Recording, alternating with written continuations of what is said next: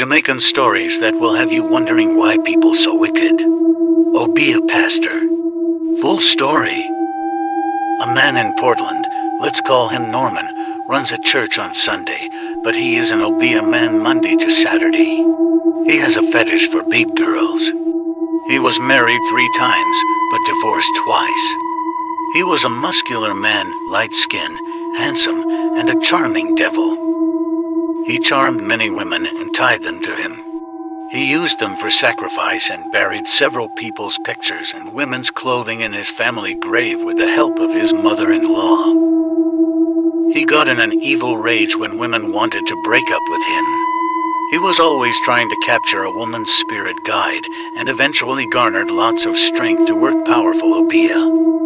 He was known to set vehicle accident spells on women and other people. Many people started to hate him when the things he did in the darkness started coming to light. Some wanted back their money. He eventually had a big accident himself and was hospitalized.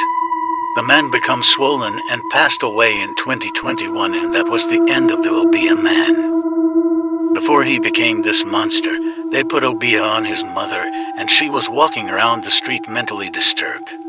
Feeling helpless, he quickly started his profession as a Obeah man, helped his mother, and turned back the Obeah on whoever sent it.